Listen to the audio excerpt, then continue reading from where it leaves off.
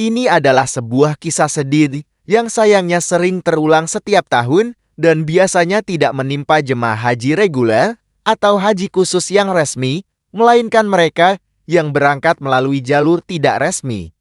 Berikut adalah narasi yang menggambarkan bagaimana peristiwa ini bisa terjadi. Dirangkum dari berbagai kasus nyata, kisah perjalanan Suki yang berubah menjadi mimpi buruk. Bayangkan seorang bapak bernama Pak Ahmad nama samaran, seorang pensiunan guru dari sebuah desa kecil. Selama puluhan tahun, ia dan istrinya menabung sedikit demi sedikit, menyisihkan sebagian kecil dari penghasilan mereka dengan satu impian besar, menunaikan ibadah haji. Namun, saat mendaftar haji resmi reguler, mereka dihadapkan pada kenyataan pahit. Daftar tunggu bisa mencapai 20 hingga 40 tahun. Di usia mereka yang sudah senja, menunggu selama itu terasa mustahil. 1.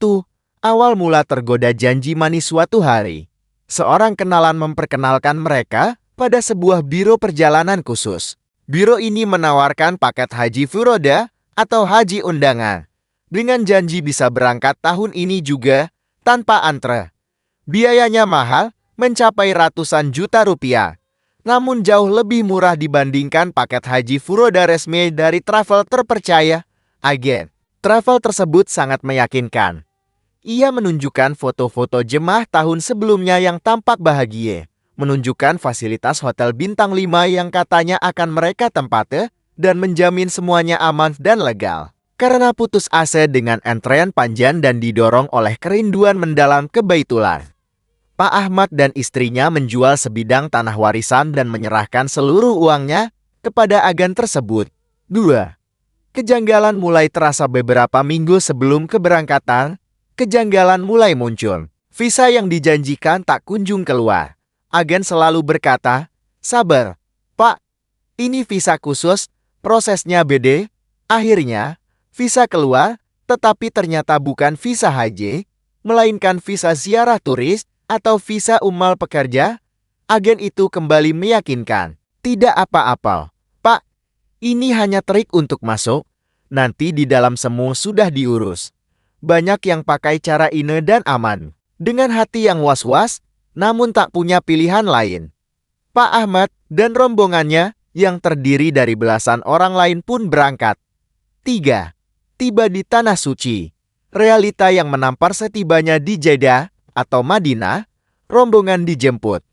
Namun, mereka tidak dibawa ke hotel mewah yang dijanjikan, melainkan ke sebuah apartemen sempit di pinggiran kota, jauh dari Masjidil Haram. Satu kamar diisi oleh 6-8 orang. Masalah sebenarnya dimulai saat puncak haji mendekat wukuf di Arafah, mabit di Muzdalifah dan Mina. Tanpa izin resmi tasreh, karena menggunakan visa non-haji, mereka tidak memiliki tasreh, yaitu izin resmi untuk melaksanakan haji yang dikeluarkan oleh pemerintah Arab Saudi.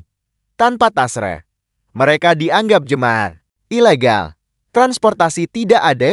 Agen yang menjanjikan bus ber-AC untuk ke Arafah, Muzdalifah, dan Mina tiba-tiba menghilang atau sulit dihubungi. Jemaah dibiarkan begitu saja. Mereka harus berjuang sendiri, berjalan kaki puluhan kilometer di bawah terik matahari, atau membayar ongkos selangit kepada sopir-sopir tidak resmi. Akomodasi di Armusna Arafah, Muzdalifah, Mina, mereka tidak mendapatkan tenda di maktab resmi. Mereka terpaksa tidur di emperan jalan, di bawah jembatan, atau dimanapun ada tempat kosong. Mereka tidak mendapatkan jatah makanan dan minuman seperti jemaah resmi. Hidup dalam ketakutan. Selama di Mina, mereka harus terus waspada terhadap razia oleh askari polisi Saudi. Jika tertangkap, mereka bisa ditahan, didenda besar, dan dideportasi dengan sanksi dilarang masuk ke Arab Saudi selama 10 tahun. 4. Ditelantarkan dan kehabisan bekal. Setelah puncak haji selesai, penderitaan belum berakhir. Agen yang seharusnya mengurus kepulangan mereka sudah tidak bisa dihubungi sama sekali. Uang saku mereka sudah menipis, bahkan habis. Mereka terlantar di Mekan, tidak tahu harus kemana dan bagaimana cara pulang ke Indonesia. Mereka merasa tertipu, malu, dan sedih. Luar biasa.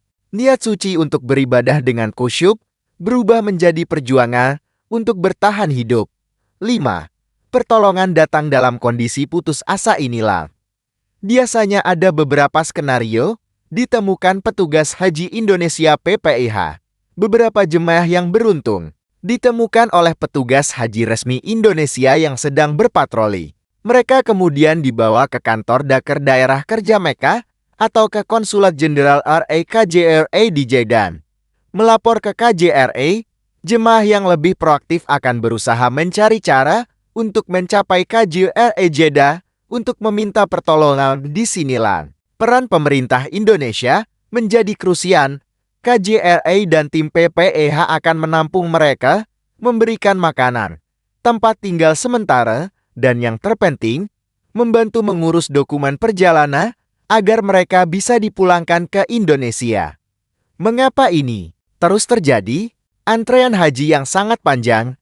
Ini adalah akar masalah utama yang membuat masyarakat mencari jalan pintas, travel nakal dan penipuan. Banyak oknum yang memanfaatkan kerinduan umat Islam untuk berhaji dengan menawarkan janji palsu. Kurangnya literasi dan informasi, banyak calon jemaah, terutama dari daerah, yang tidak tahu cara memeriksa legalitas sebuah travel atau tidak paham risiko menggunakan visa non-haji. Iming-iming harga lebih murah, tawaran haji furoda dengan harga di bawah standar resmi seringkali menjadi jebakan yang efektif. Kisah seperti Pak Ahmad adalah cerminan dari tragedi yang lebih besar. Ini adalah pengingat betapa pentingnya mengikuti prosedur resmi yang telah ditetapkan oleh pemerintah Indonesia dan Arab Saudi demi keamanan, kenyamanan, dan yang terpenting, sahnya ibadah haji itu sendiri. Perjalanan suci tidak seharusnya ditempuh dengan cara-cara yang melanggar aturan dan membahayakan diri sendiri.